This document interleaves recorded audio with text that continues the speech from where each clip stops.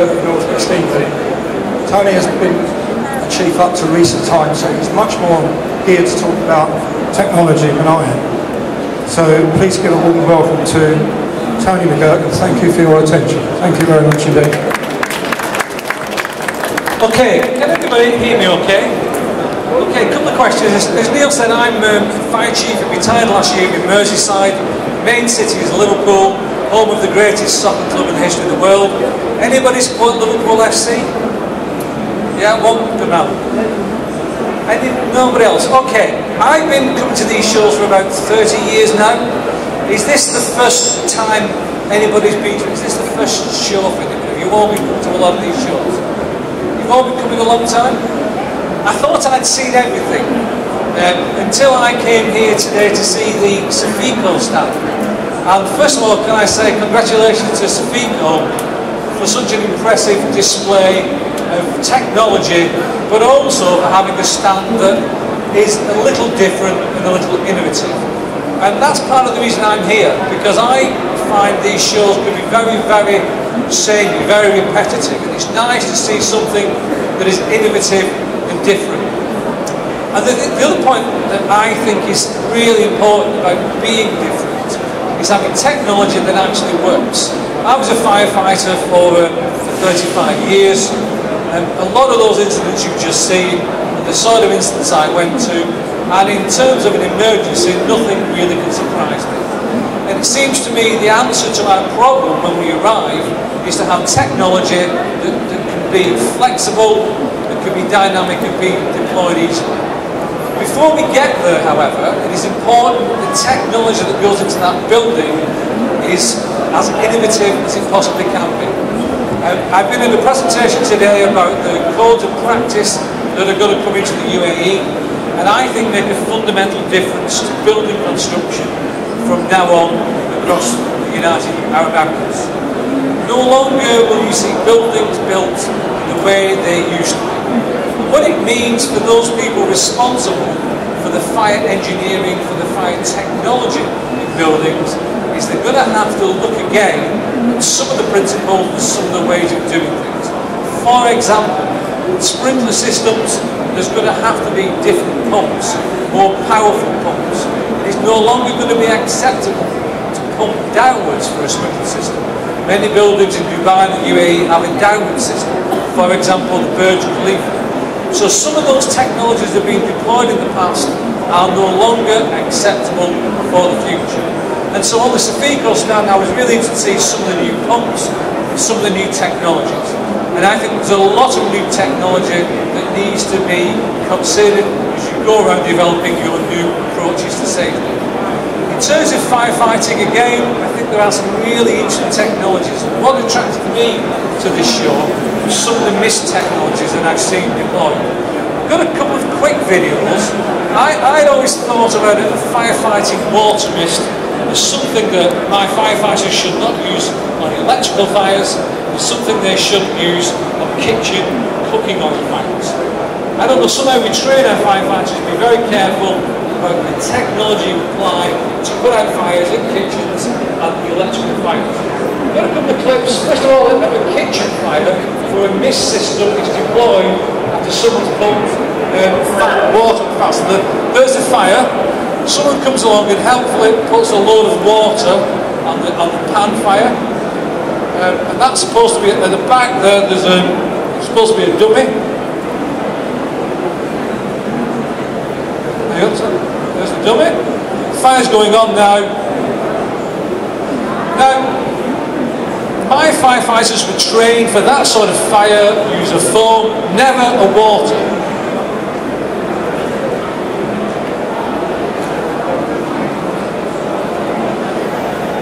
Thanks, Rick. There's a great example that I think is a real progression in new technology. Water mist that you can use on kitchen fires, fat fires. So no longer do you have to think of specialised fire extinguishers, although there are many of those available. The other example, I always used to train my firefighters, if there's an electrical cover on fire, but again, you don't use water on electrical fires. I've got another clip here of mist being used on an electrical fire.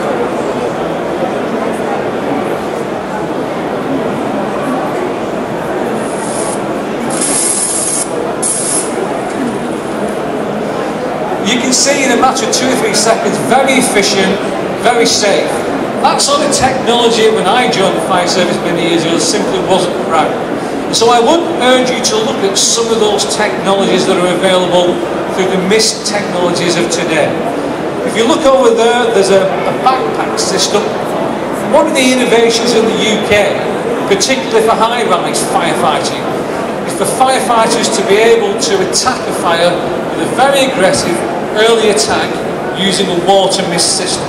In those situations where you can't have a fire truck with you, you can't have sort of gallons of water, what do you do for very, very efficient firefighting? And the backpack technology there is a major step forward, and a number of UK fire brigades, Greater Manchester and others are looking at that technology as that initial attack technology. It's also being looked at for shopping malls, security guards, and technology that can be deployed safely for any type of fire. Finally, we've got a final clip. This is a furnace in South Africa, and the mist systems that I think are so exciting were deployed inside the cab of this truck. You'll see a truck driving around a furnace. The furnace blast explodes and engulfs the truck in flames for some seconds. And those of us involved in the fire service, when you see this truck come around in the moment, probably wouldn't want to be inside that truck. You see the truck come round there, going along quietly unsuspecting.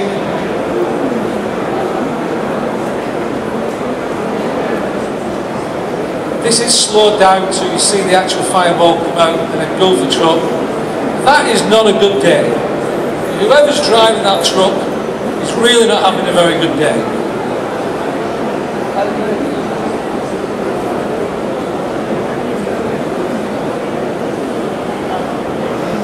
Now what you will see in a moment is the guy who is driving the truck. That truck is protected inside with a water mist system. It's keeping him alive and hopefully keeping him well. And in terms of testing of equipment, probably that's as strong and as tough a test as any mist system is going to be exposed to. In a moment you'll see his colleagues try and help him, although you'll notice his colleagues are waiting quite a while before they will try and help him. And I think they're expecting some bad news when they open the truck. Like me, he's run off, probably to go to the bathroom, and certainly to go and thank his lucky stars that he was being protected by a mist system. So those 3 short clips just give you an idea of the sort of technology that's available today. And what I would urge you to do is, while you're here at the show, take the time to come and have a look at the mist systems. Tomorrow there's going to be a small JCB sort of initial attack vehicle on the stand with that sort of technology deployed a very aggressive vehicle system. So have a look at the pump systems, have a look at the new technology, and thank you ever so much for finding some time at the end of a very busy day to come along to the Sofeco stand. Thank you very much indeed.